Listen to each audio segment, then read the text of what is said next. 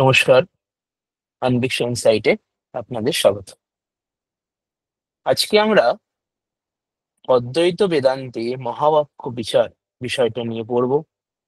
আমরা খুবই সরল ভাষায় বিষয়টা বোঝার চেষ্টা করব, যাতে সর্বসাধারণের কাছে জিনিসটা খুব সহজে বোধগম্য হয়। তো এই যে মহাবাক্য, প্রথমে আমরা বুঝবো মহাবাক্য শব্দের অর্থটা কি। অদ্বৈত বেদান্ত তো আমরা সবাই খুবই প্রসিদ্ধ, আমরা জানি যে আমাদের ৬টি দর্শন আছে। আমরা যদি একটু জিনিসটা বুঝে নিই, তাহলে আমাদের ৬টি দর্শন আছে।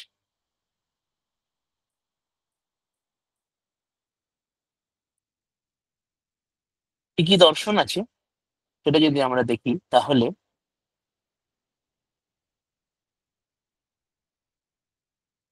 একটা হলো আমাদের সাংখ্য দর্শন, একটা হলো যোগ দর্শন,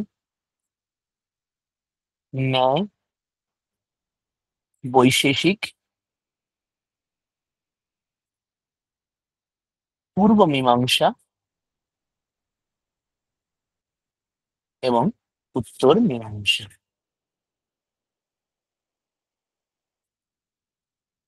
সাংখ্য দর্শন যেটা আমরা জেনেছি প্রকৃতি পুরুষ সম্পর্কে, যোগ দর্শন পাতঞ্জল যোগ দর্শন, সেভাবে ন্যায় দর্শন যা আমরা উম, আমরা যে মুক্তা বলি, এবার বৈশেষিক দর্শন, ন্যায় বৈশেষিক দর্শন আমরা তর্ক সংগ্রহ, এটি খুবই একটি প্রসিদ্ধ গ্রন্থ। পূর্ব মীমাংসা এবং উত্তর মীমাংসা, এই উত্তর মীমাংসার মধ্যে বেশ কিছু সম্প্রদায় আছে, যার মধ্যে একটি অত্যন্ত সুপ্রসিদ্ধ হলো অদ্বৈত বেদান্ত সম্প্রদায়। শঙ্করাচার্যের ভাষ্যের দ্বারা এটি সুগঠিত সম্প্রদায়, এটি অদ্বৈত সম্প্রদায়। সেই অদ্বৈত বেদান্ত দর্শনে ৪টি মহাবাক্য খুবই প্রসিদ্ধ। সেই মহাবাক্যগুলো সম্পর্কে আমরা এবারে জানব। তো প্রথমে আমরা এটা জেনে নেব যে মহাবাক্য জিনিসটা কি, মহাবাক্য কেন বলা হয়। মহৎ অর্থের প্রতিপাদক এই বাক্যগুলি, তাই একে মহাবাক্য বলা হয়। মহৎ অর্থ মানে, মহৎ অর্থর মানে এখানে বোঝানো হচ্ছে যে জীব এবং ব্রহ্মের মধ্যে যে ঐক্য, সেই ঐক্য হলো মহান বিষয়। কেন মহান বিষয়? আমাদের এটি হলো পরমার্থ, জীবনের এটি পরমার্থ। এই যে পরমার্থ, সেই পরমার্থটা আমাদের এই ৪টে বাক্যের দ্বারাই, ৪খানা বাক্য আছে, এই ৪টে বাক্যর দ্বারাই আমাদের এই পরমার্থটা আমরা বুঝতে পারি।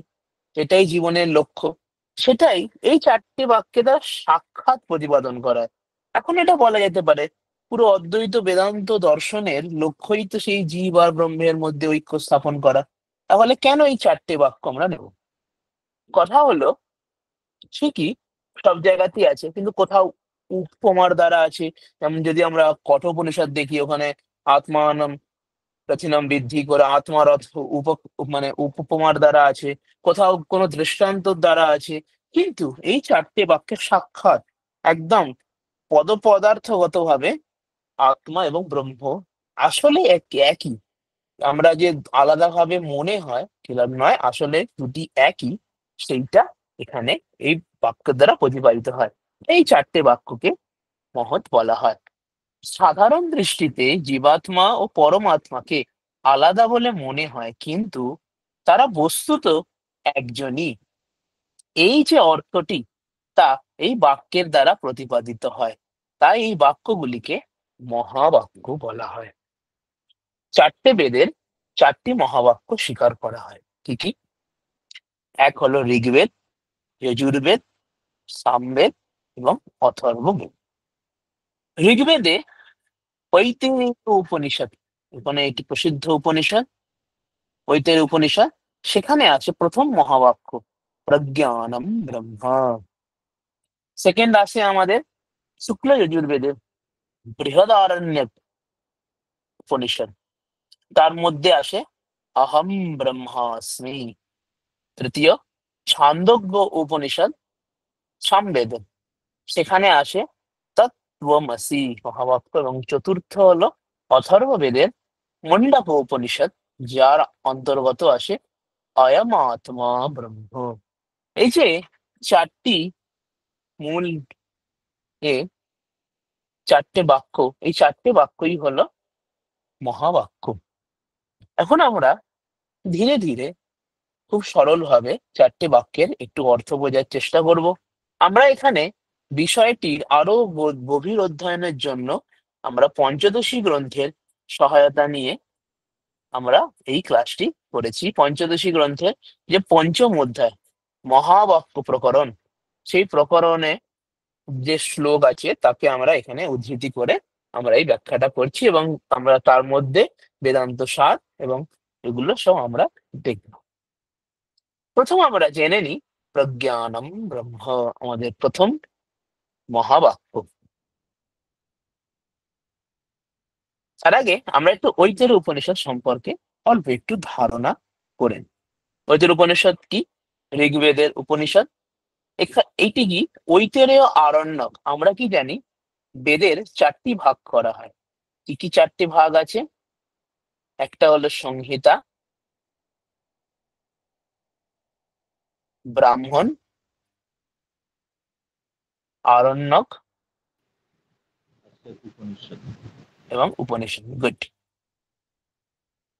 সংহিতা তো একটি শ্রুতিপরক থাকে। বেশিরভাগ জায়গায় যা দেখা যায়, ব্রাহ্মণের মধ্যে আরণ্যক এবং তার মধ্যে উপনিষদ। এটা একটি খুবই কমন দৃষ্টান্ত দেখা যায়। ব্রাহ্মণ অপেক্ষাকৃত বড় হয়, তারই একটা অংশ থাকে আরণ্যক, এই আরণ্যকের মধ্যে উপনিষদ। আমাদের ঋগ্বেদে আমরা সেরকমই একটা দেখতে পাই, যে ঐতরেয় আরণ্যক আছে, তারই দ্বিতীয় অধ্যায়ের চতুর্থ থেকে ষষ্ঠ খণ্ড, 4 নম্বর খণ্ড থেকে 6 নম্বর খণ্ড, দ্বিতীয় অধ্যায় 2.4 to 2.6, এই অংশটাই হলো আমাদের এই ঐতরেয় উপনিষদ। সেখানে কি কি আছে? সেখানে 3খানা অধ্যায় আছে এবং মোট 5টি খণ্ড আছে, যার মধ্যে প্রথম অধ্যায়ে 3টে খণ্ড এবং বাকি দুটি একটা একটি খণ্ডরই আছে, বাকি দুটো অধ্যায় একটা একটি খণ্ডের। এভাবে মোট সেখানে 5টি খণ্ড দেখা যায় এবং 3টি অধ্যায় আছে। এই ঐতরেয় উপনিষদেরই বাক্য হলো এই প্রজ্ঞানম ব্রহ্ম। প্রজ্ঞানম ব্রহ্ম পদেতে দুটি মুখ্য পদ আছে, একটি প্রজ্ঞানম, একটি ব্রহ্ম। আর এখানে যে অভেদ বোধক পদ, সেটি উহ্য আছে, সেটি এই বাক্যের দ্বারা গৃহীত হয়।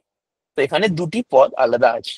তো প্রথম আমরা প্রজ্ঞানম পদ্মার অর্থ জানব। येनेक्षते शृणोतीदं जिघ्रति व्याकरोति च स्वाद्वस्वादु विजानाति तत् প্রজ্ঞানম উদীরিতম। এটা আমরা পঞ্চদশীর আমরা এই কারিকাটি পাই।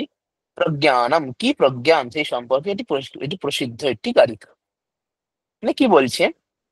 অর্থাৎ যা দ্বারা দেখা যায়, শোনা যায়, গন্ধ শোকা যায়, গন্ধ আঘ্রাণ করা যায়, বলা যায় মুখের দ্বারা, স্বাদ বহন করা যায়, সুস্বাদু হোক বা খারাপ, ভালো স্বাদ হোক বা খারাপ স্বাদ হোক, দুটোই আস্বাদন করা যায়, তাকেই প্রজ্ঞান বলা হয়। তো এগুলো কি? এগুলো অ্যাকচুয়ালি কি একটা মানে দৈহিক ক্রিয়া। সেই দৈহিক ক্রিয়াটা যার দ্বারা সম্পন্ন হচ্ছে, সেগুলো কার? এর দ্বারা অ্যাকচুয়ালি জীবাত্মার উল্লেখ করা হয়। তো প্রজ্ঞানম পদের দ্বারা আসলে জীবাত্মা উল্লেখ করা হয়, যে জীবাত্মা আসলে আমি। এভাবে এখানে যতজন আছে সবাই সেই জীবাত্মা। আমরা এই জীবাত্মাই কি? শরীর তো একটি বস্তু মাত্র, সেই জীবাত্মাই আমরা জীবাত্মাই দেখছে, এই যে জীবাত্মা বলছে, জীবাত্মা শুনছে, এবং জীবাত্মাই কথা বলে, স্বাদ গ্রহণ করে, যত ইন্দ্রিয়গত কার্য হয়, সেই সমস্ত ইন্দ্রিয়গত কার্য যে সম্পন্ন করে, যার দ্বারা সম্পন্ন হয়, সেই হলো প্রজ্ঞান। তো এটাকে যদি খুব সরল ভাষায় আমরা একটু বুঝতে চেষ্টা করি, তাহলে আমরা কি বুঝবো? যে জীব আত্মা, সেই জীব আত্মাই হলো এই প্রজ্ঞান। এবার আমরা তাহলে ব্রহ্ম শব্দের অর্থটা বুঝবো। ব্রহ্ম শব্দের কি অর্থ পাচ্ছি? চতুর্মুখেন্দ্র দেবেষু মনুষ্যাস্ব গবাদিষু চৈতন্যম একম ব্রহ্মা অত প্রজ্ঞানম ব্রহ্মময়ী অপি। কি বলছে? এখানে বোঝাচ্ছে, সাধারণত আমরা শুনেছি যে আমরা বেদান্ত সার গ্রন্থ সবাই পড়েছি। বেদান্ত সার গ্রন্থে চতুর্দশ ভুবনের নাম শুনেছি, 14টি ভুবন। তার মধ্যে দেবগণ আছে, মনুষ্য আছে, মনুষ্যেতর প্রাণী বিভিন্ন আছে, কীট পতঙ্গ এবং বিভিন্ন জনির কথা বলা হয়েছে বিভিন্ন লোকে। এই সমস্ত যে লোক, এটি এই সমস্ত লোকে যে এক আত্মা, এক চৈতন্য, এই সমস্ত লোকে যত জীব আছে, এই সব জীবের মধ্যে বর্তমান থাকে, বিরাজমান, সেই হলো ব্রহ্ম। এটা এখানে বোঝা কি বোঝা যাচ্ছে তাহলে? যিনি চতুর্মুখ ব্রহ্মা, যেটা ব্রহ্মলোক বলা হয়, শ্রেষ্ঠ লোক, সর্বশ্রেষ্ঠ লোক। তারপরে আসে আমাদের দেবলোক, ইন্দ্রাদি দেবগণ থেকে শুরু করে মানুষ, মনুষ্যলোক, আমরা যারা যেখানে আছি পৃথিবী লোক, এবং মনুষ্যেতর পশু পক্ষী কীট পতঙ্গাদি শরীরেও বাস করেন, যিনি জন্ম স্থিতি লয়, মানে আমরা ব্রহ্মসূত্র যদি দেখি, তো ব্রহ্মসূত্রের দ্বিতীয় সূত্রে যা বর্ণনা করা হয়েছে, ভগবান সর্বশক্তিমান। তো সর্বশক্তিমান কেন? তিনি জন্ম স্থিতি লয় করেন। এই যে সৃষ্টি হচ্ছে এবং এই প্রলয় হচ্ছে, আর যে মাঝে যে একটা স্থিতিকাল চলে, এগুলো আমরা সাধারণত লৌকিক ভাষায় শুনে থাকি যে ব্রহ্মা সৃষ্টি করেন, বিষ্ণু এটাকে স্থিতি করেন এবং মহেশ্বর লয় করেন। তো সেটা তো সগুণ দৃষ্টিতে হয়, কিন্তু নির্গুণ দৃষ্টিতে, অদ্বৈত বেদান্তের নির্গুণ দৃষ্টিতে, সেই পরমাত্মাই এই সমস্ত কিছুর কর্তা। তো জন্ম স্থিতি এবং লয়ের কারণ, কারণ মানে কর্তা। এবং কিন্তু তিনি এত কিছু করছেন, তিনি দেবগণ থেকে শুরু করে মানুষ থেকে কীট, মানে সমস্ত শরীরে তিনি আছেন। তিনি এক, একজনই এবং অদ্বিতীয় চৈতন্য রূপে বিরাজমান। সেই এক এবং অদ্বিতীয় যে চৈতন্য, তিনি এই সমস্ত এতে বিরাজ করেন, তিনি সবকিছুর কর্তা। এই যে পুরো দৃষ্টিটা, এই এই যে পুরো এক এবং অদ্বিতীয় যিনি এই সমস্ত কার্য করে থাকেন, তাকেই ব্রহ্মপদের দ্বারা উল্লেখ করা হয়েছে। তো সরল ভাষায় যদি আমরা বলি, তো ইনি হলেন আমাদের পরমাত্মা।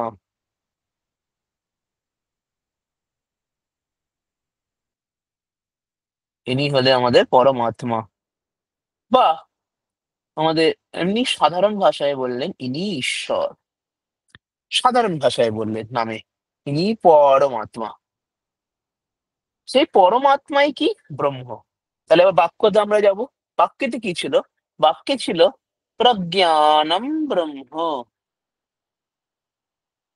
তো দুটি যখন সমবিভক্তিক পদ ব্যবহৃত হয়, তখন দুজন অ্যাকচুয়ালি অভেদ, এটাই সাধারণত ব্যাকরণগত সিদ্ধান্তে এসে থাকে। তো সেই যে প্রজ্ঞান, যিনি এই জীবদেহে বসবাস করে সমস্ত কার্য করেন, এবং যিনি সেই ব্রহ্ম, সমস্ত ভূতে যিনি বিরাজ করেন, তারা আসলে একই জন ব্যক্তি। কারণ এই যে মানুষ, আমরাই সেই মানুষ। তো সেই যে অদ্বিতীয় আত্মা সেই মানুষের মধ্যে আছেন, তিনিই তো এই শরীরের মধ্যে আছেন। তাহলে কি হলো? সেই যে ব্রহ্ম, সেই এই প্রজ্ঞান। প্রজ্ঞানম ব্রহ্মময়ী অপি। আমাতেও সেই যে প্রজ্ঞান আছে, সে আসলেই ব্রহ্ম। এর দ্বারাই সর্বব্যাপী ব্রহ্মই সেই প্রজ্ঞান, মানে জীবাত্মা। অর্থাৎ আমি সেই পরমাত্মা, ভিন্ন কিছু নয়। এই যে বোধটা, এর ফলেই আমাদের জীব এবং ব্রহ্মের মধ্যে ঐক্য আমরা বুঝে থাকি। তো এটাই হলো আমাদের ঐতেরেয় উপনিষদে, আমাদের ঋগ্বেদের ঐতেরেয় উপনিষদে এভাবেই, এটাই প্রজ্ঞানম ব্রহ্ম, এটি মহাবাক্য বলা হয়। এরপরে আমরা আসবো দ্বিতীয় যজুর্বেদের অহম ব্রহ্মাস্মি। যজুর্বেদের মহাবাক্য, যেটি যজুর্বেদের মধ্যে দুখানা ভাগ আমরা দেখে থাকি, শুক্ল যজুর্বেদ এবং কৃষ্ণ যজুর্বেদ। শুক্ল যজুর্বেদের মধ্যে বৃহদারণ্যক উপনিষদ প্রসিদ্ধ।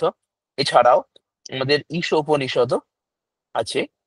তো বৃহদারণ্যক ও উপনিষদ, এটি সম্পর্কে আমরা প্রথমে একটুখানি উপনিষদ সম্পর্কে আমরা একটুখানি জেনে নিই।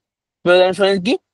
সবচেয়ে বড় উপনিষদ। যতগুলি উপনিষদ প্রসিদ্ধ, তো কটি উপনিষদ প্রসিদ্ধ? সাধারণত 10টি উপনিষদ প্রসিদ্ধ। আমাদের শঙ্করাচার্যের ভাষ্যের ভিত্তিতে ঈশকেন কঠ প্রশ্ন মুন্ডমান্ডক্য তিত্তিরি ऐतरेयञ्च छान्दोग्यं तथा বৃহদারণ্যকম দশ।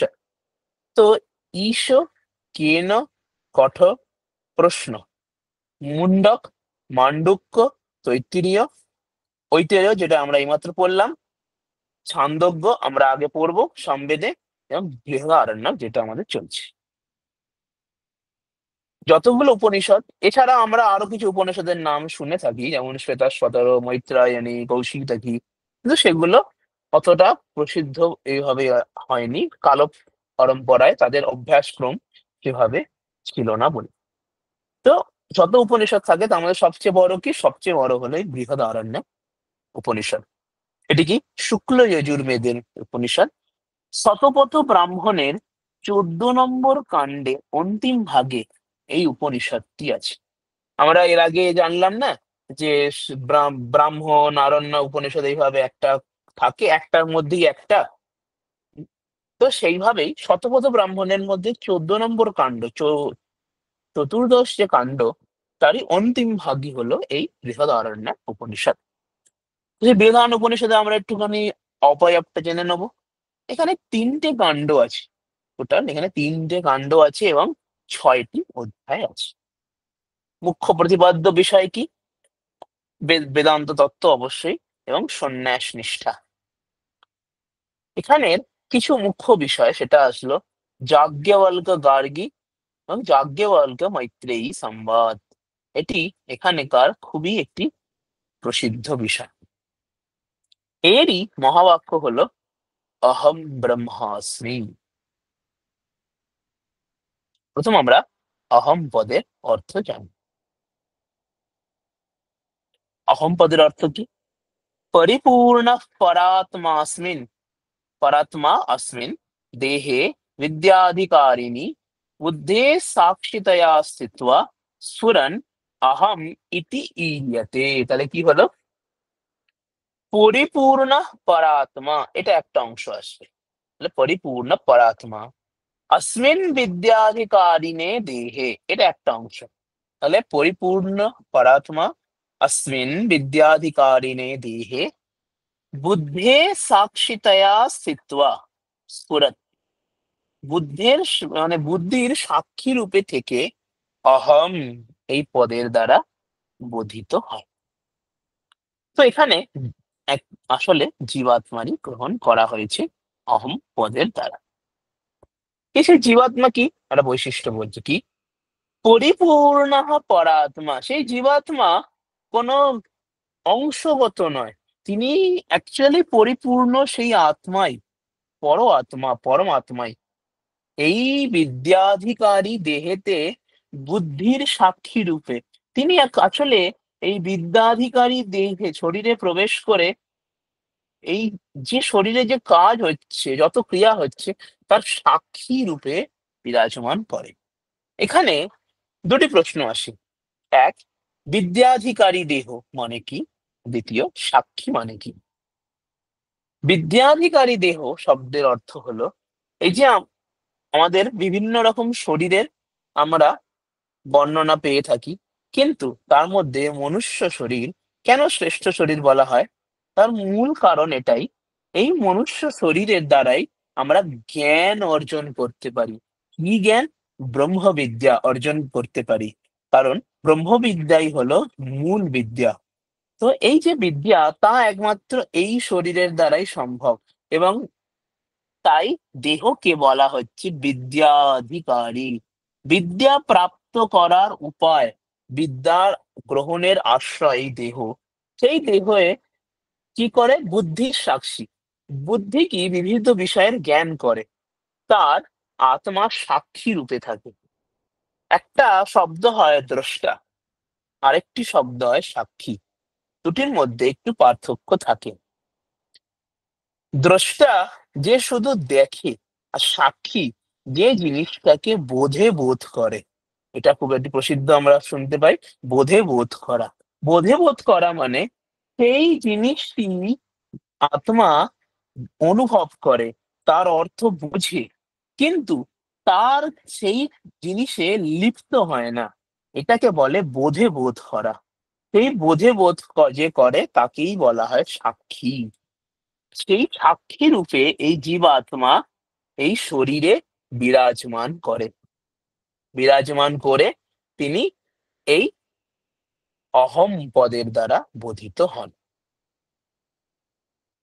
স্যার এবারে বলছি, হ্যাঁ, স্যার বলো। বলছি, একটা সংশয় হলো, যেমন ধরুন দৃশযুক্ত অনট দর্শনের ক্ষেত্রে আমরা বলতে পারি দেখে যেটাকে আহ, মানে অনুভব করা যায় বা উপলব্ধি করা যায় এইরূপ জ্ঞান, তাই আমরা তাকে দর্শন বলে অভিহিত করছি। হুম পাশ্চাত্য ক্ষেত্রেও বা পাশ্চাত্য মনীষীরাও সেটাকে নলেজ অফ উইজডম, মানে নলেজ অফ উইজডম বলেও অভিহিত করেছেন।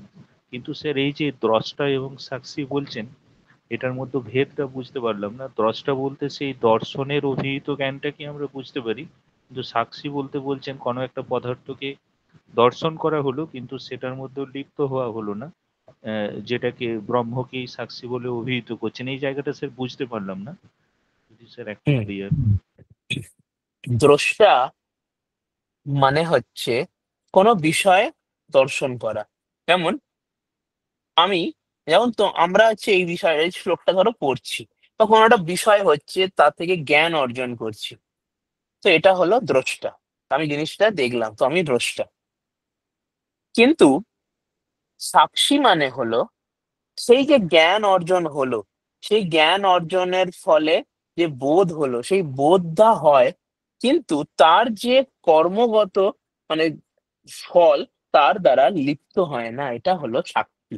যেমন আমরা, তোমরা যদি দেখো দোয়া সুপর্ণা সয়ুজা সাফায়া, তোমরা যদি মন্ত্রটা পড়ো, ওখানে একজন শুধুমাত্র দেখে থাকে। সেই যে সাক্ষী রূপ মানে হলো, তোমরা খুব সিম্পল ভাবে ধরতে পারো যে কর্মফলের দ্বারা আবদ্ধ হয় না।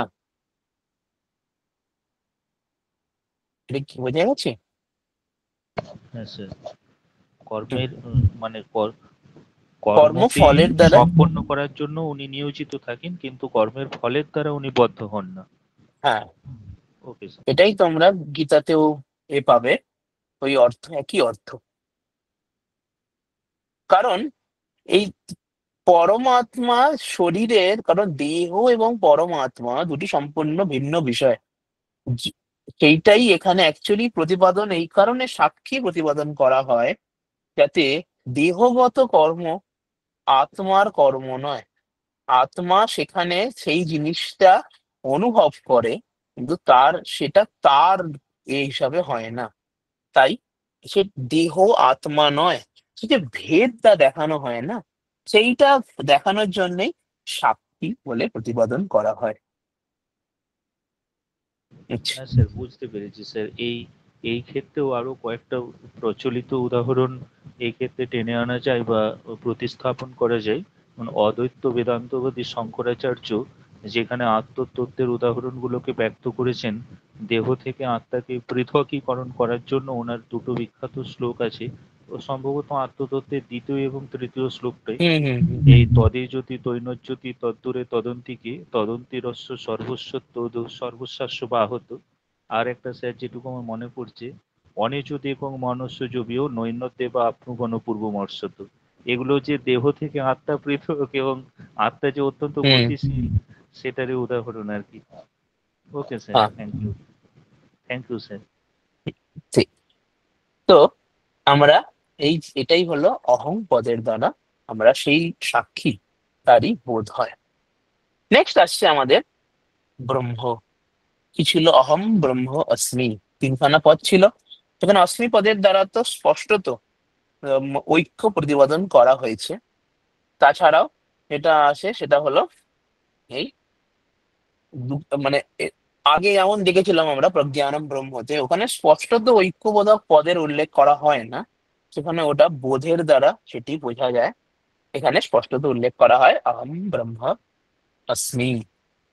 তো ব্রহ্ম শব্দের কি অর্থ? এখানে একটি কারিকা পাওয়া যায়, स्वतः पूर्ण परात्मा अत्र ब्रह्म शब्देन वर्णितः। যে সাক্ষীরূপ আত্মা দেখলাম, সেই আত্মা কি ছিল? পরিপূর্ণ পরাত্মা। পরিপূর্ণ মানে তিনি স্বতঃপূর্ণ। সেই যে স্বতঃপূর্ণ পরাত্মা শরীরে সাক্ষী রূপে ছিলেন, তিনিই ব্রহ্ম। তাহলে সেই ঐক্যের প্রতিপাদন হয়ে গেল। কারণ ওখানে কি বললো, ধরো এ একটি স্বতঃপরপূর্ণ আত্মা, তিনি একটি শরীরে বি নামে রয়েছেন। আমরা প্রথমে কি বুঝলাম? প্রথমে আমরা এটাই জানলাম যে সেই পরাত্মাই এখানে শরীরে বি নামে রয়েছে। এই বি কে বলা হয় অহম। আর এখন কি বলছে, সেই যে পরিপূর্ণ আত্মা এ, তিনি হলেন ব্রহ্ম। তাহলে কি আসলো? অহম ব্রহ্মাস্মি, দুটো অ্যাকচুয়ালি এক, এটি বোঝা গেল। তো সেই পরিপূর্ণ আত্মা, তিনি নির্বিশেষ, তিনি সর্বজ্ঞ, সর্বভূতে এক রূপে বিরাজমান, তাকেই এখানে ব্রহ্মপদের দ্বারা বোঝানো হয়েছে। নির্বিশেষ, নির্বিকল্প ও নির্গুণ পরমাত্মাই এখানে বোঝানো হয়েছে। তাহলে আমরা সেখানে কি বুঝলাম? সেই যে এই শরীরে বি নামে ছিল, সেই বি কে বলা হয়েছিল অহং। আর সেই যে পরিপূর্ণ আত্মা, সেটাই হলো ব্রহ্ম। তার দ্বারা স্পষ্টত। আর অস্মি পদের দ্বারা আমরা কি বুঝছি? অস্মি পদের দ্বারা বুঝছি এক পরামর্শ। অস্মিতি এক পরামর্শ। অস্মি পদের দ্বারা আমরা কি বুঝছি? দুজন আসলে একই। এটাই আমরা অস্মি পদের দ্বারা বুঝছি। তেন অহম ব্রহ্ম ভবামি। তো এই যে বি, এই বি আর কেউ নয়। এই বি আমি, এই বি তুমি, আমরা সবাই হলো এই বি। তো তার মানে কি, সেই আত্মাই এখানে আছে আমাদের শরীরে। তাহলে আমি সেই ব্রহ্ম। তো ঐক্য হয়ে গেল না, অহম তৎ ব্রহ্ম। তো এইভাবেই ঐক্য স্থাপন করা হচ্ছে।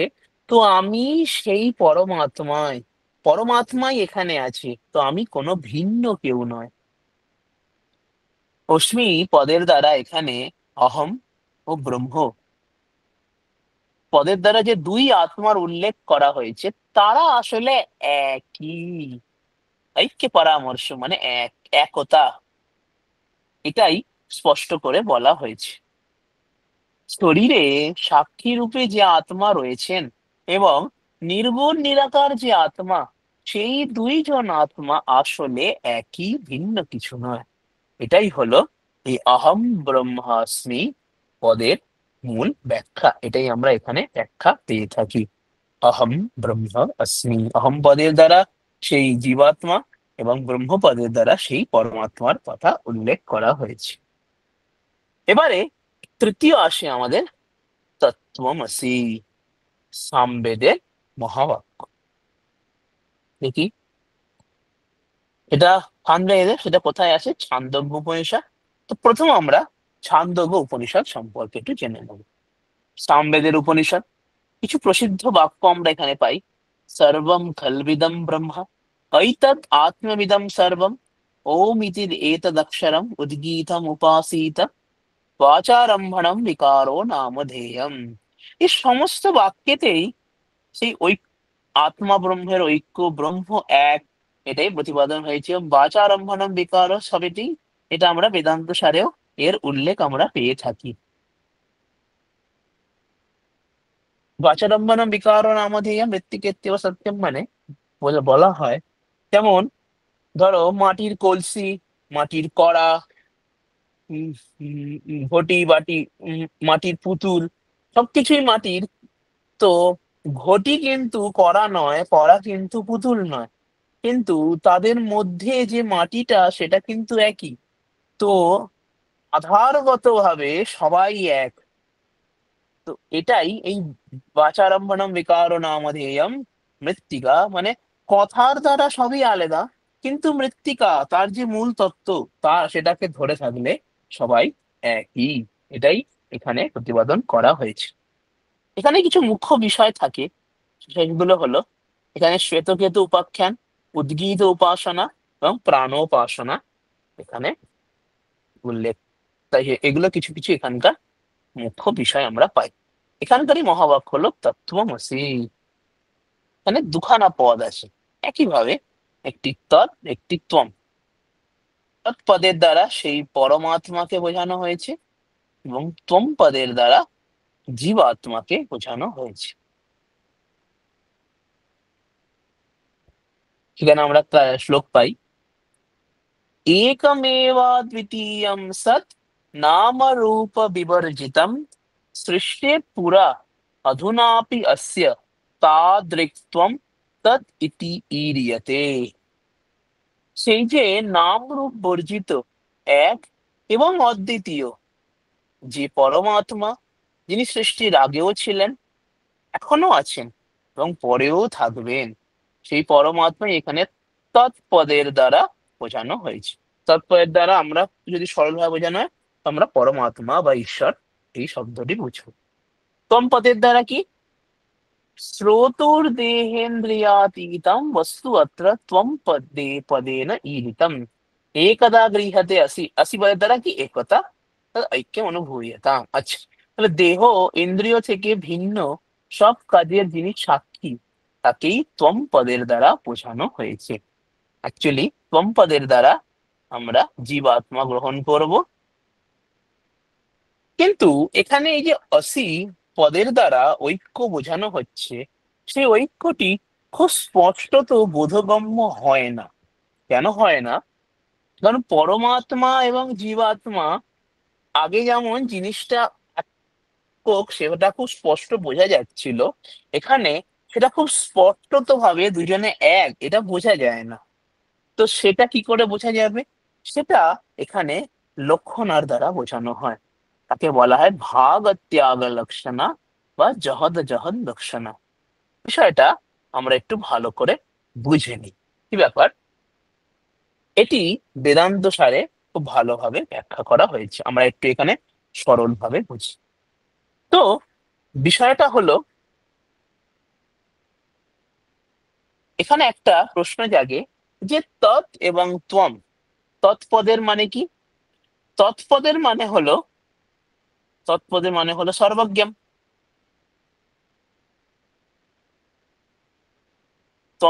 অপরদিকে তম পদের মানে কি? তম পদের মানে অল্পজ্ঞ। কিঞ্চিতঙ্কः। হুম। তো দুজনে বস্তুত ভাবে দুজনে তো আলাদা, তো দুজনের মধ্যে কখনোই ঐক্য হওয়া সম্ভব নয়। কিন্তু এখানে খুব স্পষ্ট ভাবে দেখলে একটি ভেদ আছে। এই সর্বজ্ঞের মধ্যে একটা হলো সেই যে উপাধি সর্বজ্ঞতা, কিন্তু সেখানে তো সেই আত্মাই আছে না। আবার অল্পজ্ঞ তো একই ভাবে সেই উপাধি অল্পজ্ঞতা এবং আত্মা। তো এই আত্মগত বিষয়ে তো দুজনের ঐক্য হচ্ছে, তো সেই ঐক্যটা কেন হবে না?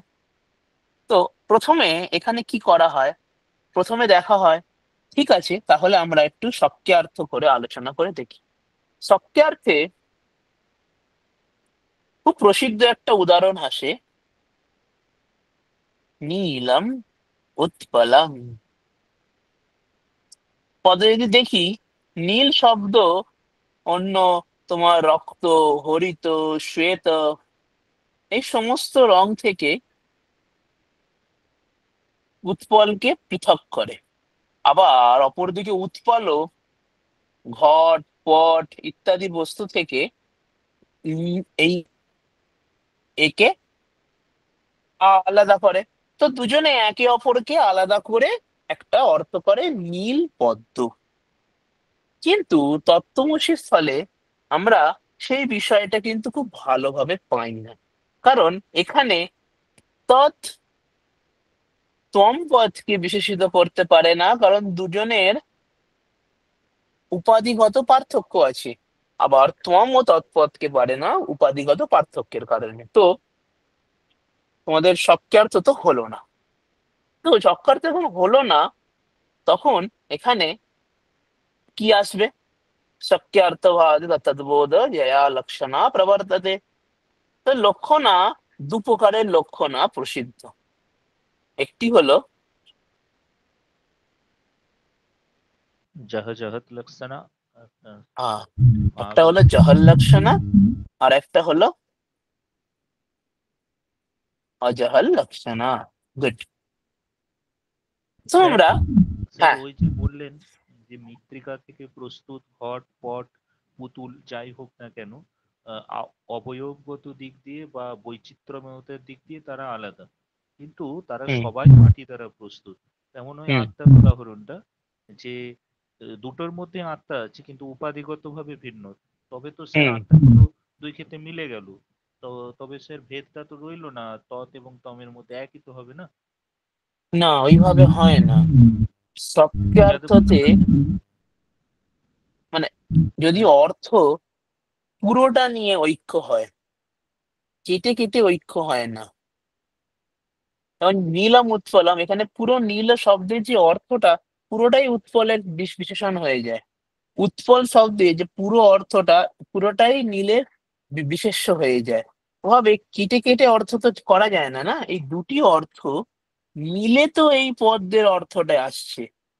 তো একটিকে, আর এই দুটি, এই যে দুটি উপাধি একে অপরের বিরুদ্ধ। তো তুমি ধরো, যেমন ধরো ধরো একটা বাটির মধ্যে একটা জায়গায় তুমি অগ্নি রেখেছো, আরেকটি জায়গায় তুমি ধরো জল রেখেছো। দুটো বলতে পারো, হ্যাঁ, দুটোর যে ওই অবয়বটা সেটা এক, মানছি দুটো অবয়বটা এক, দুটোই কাঁচের জায়গা। কিন্তু তুমি দুটোকে একসাথে আনলে তো ওটা থাকতেই পারবে না, কারণ দুটোর মধ্যে যে উপাধিটা আছে সেটা তো ভিন্ন। তো যখন উপাধি ভিন্ন হয়, তখন একসাথে কি করে একে অপরের বিশেষ্য বিশেষণ হবে? তো ওইভাবে অংশত তো ঐক্য সম্ভব হবে না, মানে সক্রিয়ার্থ দ্বারা হয় না। তাহলে এবারে লক্ষণার দিকে যেতে হবে। লক্ষণাতে বোঝা যাচ্ছে কেন সক্রিয়ার্থ দ্বারা হচ্ছে না। হ্যাঁ স্যার, বুঝেছি। গুড। এবারে যদি লক্ষণার দিকে আমরা যাই, তো সেখানে প্রসিদ্ধ লক্ষণা হলো জহর লক্ষণা, যার উদাহরণ হলো গঙ্গায়াম ঘোষঃ। মানে তার সরল অর্থ বললে গঙ্গাতে ঘোষ থাকে, ঘোষণা আবির পড়লে। কিন্তু গঙ্গা কি? গঙ্গা একটি জলপ্রবাহ, সেখানে ঘোষ থাকতে পারে না। সেখানে জলপ্রবাহ রূপ অর্থটিকে ছেড়ে দিয়ে পৃথক অর্থ করা হয়, তৎসম্বদ্ধ পৃথক অর্থ করা হয় নদী তটম। হ্যাঁ স্যার, গঙ্গার তীরে ঘোষ পল্লী বা গঙ্গার হ্যাঁ, তটে ঘোষ পল্লী। তো এখানে জহর লক্ষণা মানে কি? যে শব্দের লক্ষণা করা হলো, সেই শব্দের অর্থটাকে সম্পূর্ণ ছেড়ে দিয়ে আমরা অন্য একটি অর্থ নিলাম, নদী তটম। তা নদী তটে ঘোষ থাকে। তো এটা আমরা এখানে পাই। তো এবারে এখানে আমাদের প্রকৃত স্থলে দেখবো। প্রকৃত স্থলে ধরো আমরা তৎপদে লক্ষণা করলাম, তাহলে তৎপদের পুরো অর্থটাকে ছেড়ে দিয়ে একটি ভিন্ন অর্থ নিয়ে আসতে হবে। যদি ভিন্ন অর্থ নিয়ে আসি, তাহলে আত্মাগত পক্ষে তো আমাদের ঐক্য হচ্ছিল। তো যাও বা ঐক্য হচ্ছিল অংশ, তো সেটাও আর থাকবে না, সেই ঐক্যটি থাকবে না। তো সেই জন্য আমাদের, আমরা ওই বিষয়টাকে আমরা জহর লক্ষণা করতে পারবো না, আমরা পুরো অর্থ ছাড়তে পারবো না। তো যদি জহর লক্ষণা না হয়, তাহলে আমাদের দ্বিতীয় উপায় কি থাকতে পারে? দ্বিতীয় উপায় থাকে অজহর লক্ষণা। অজহর লক্ষণার মানে কি?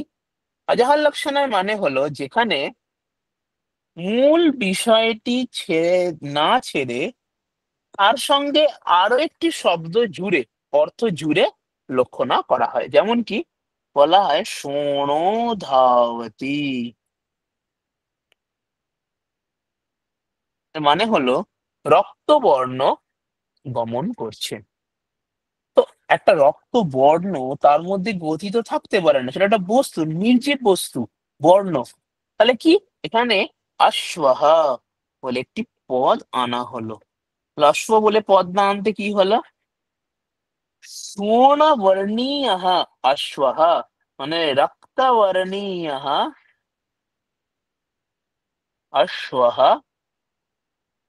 ধাবতে। এটা হলো আমাদের পুরো অর্থটা আসছে, রক্তবর্ণীয় অশ্বাহ ধাবতি। এই যে পুরো জিনিসটা এলো, এর দ্বারা কি, এই সোনধাবতী পদের আমরা অর্থ বুঝলাম, একটা লাল রঙের ঘোড়া দৌড়াচ্ছে। এবার আমরা তত্ত্বমসি স্থলে আসবো। তত্ত্বমসি স্থলে ধরো তৎপদে আমরা লক্ষ্যনাথ করে এখানে আরো একটি পদ আমরা জুড়লাম। আহ আমরা ধরলাম বুদ্ধিমান বলে আমরা একটা পদ জুড়লাম। তো আমরা এখানে যাই পদ জুড়ি না কেন, তো এটা আরো তো সেই আত্মা ছাড়া বাকি যাই পদ আমরা এখানে দিই, এই সমস্ত পদেতেই আসলে জিনিসটা তো আমাদের সেই ঐক্য তো আর হচ্ছে না, সেই ভেদ তো থেকেই যাচ্ছে, ভেদ আরো বড় হচ্ছে বরং। তো জিনিসটা আমাদের ঐক্য কখনোই হচ্ছে না। সেই ঐক্যটা আমাদের কিভাবে আসছে, তাহলে জয় জওহর লক্ষণার দ্বারাও ঐক্য আসা সম্ভব হচ্ছে না। তো তৃতীয় একটি বিশিষ্ট লক্ষণা, যেটি অদ্বৈত বেদান্তে স্বীকার করা হয়, তাকে বলে ভাগ ত্যাগ লক্ষণা। যার অর্থ কি, যার মূল অর্থ হলো একটি শব্দের মধ্যে অনেক অর্থ থাকতে পারে। অর্থ মানে একটি শব্দের মধ্যে এ, বি, সি অনেক অর্থ থাকতে পারে। তার মধ্যে শুধু এ অর্থটিতেই আমাদের ঐক্য হচ্ছে, বাকিতে হচ্ছে না। তো আমরা শুধু একটি অংশকে নিয়ে এগোতে পারি, বাকিগুলো ছেড়ে দিতে পারি যেখানে হচ্ছে না। যেখানে আমাদের প্রবলেম হচ্ছে, আমরা প্রবলেমটাকে সাইড করব, মেইন জিনিসটার উপর ফোকাস করে আমরা অর্থ নির্ণয় করব। এটাই বলে ভাগ ত্যাগ লক্ষণা বা জাহাদ জাহাদ লক্ষণা একে বলা হয়। এই লক্ষণার দ্বারা কি হলো, এখানে শুধু আত্মা শব্দটি গ্রহণ করা হলো, যেখানে তৎ এবং তম পদের দুটোরই অর্থ সাম্য ঘটে। তাহলে এই আত্মা শব্দে ভাগত্যাগ লক্ষণায় বাকি সর্বজ্ঞ, অল্পজ্ঞ সমস্ত কিছু আমরা ছেড়ে দিলাম, দুটো জিনিস বাদ চলে গেল। বাদে শুধুমাত্র আমাদের আত্মা শব্দটি আসে, সেই আত্মা শব্দের দ্বারা আমাদের প্রকৃত অর্থটি আমরা বুঝতে পারি। এইভাবে ভাগ ত্যাগ লক্ষণার দ্বারা সামবেদের যে মহাবাক্য তত্ত্বমসি তার অর্থ গম হয়। তো এইটা একটা বিস্তৃত একটা বিচার থাকে। তোমরা ভবিষ্যতে যদি বেদান্ত সার পড়ো এইভাবে ইনডেপথ স্টাডিতে, তোমরা এই বিষয়ে আরো ভালোভাবে জানতে পারবে। নেক্সট আমাদের আসে হচ্ছে আয়াম আত্মা ব্রহ্ম। এটা কি, অথর্ববেদের মহাবাক্য। এটা কোথায়, মান্ডুক্য উপনিষদ। খুব সরল ভাবে আমাদের একটা কনফিউশন ক্রিয়েট হয় মুন্ডক আর মান্ডুক্যর মধ্যে। মনে রাখবে, এটা মুন্ডকের মধ্যে পড়ে না, মান্ডুক্য উপনিষদের মধ্যে আসে। কি, এটা অবয়বগত ভাবে আমরা দেখলাম কি, বৃহদারণ্যক সবচেয়ে বড়, এটা আবার সবচেয়ে ছোট।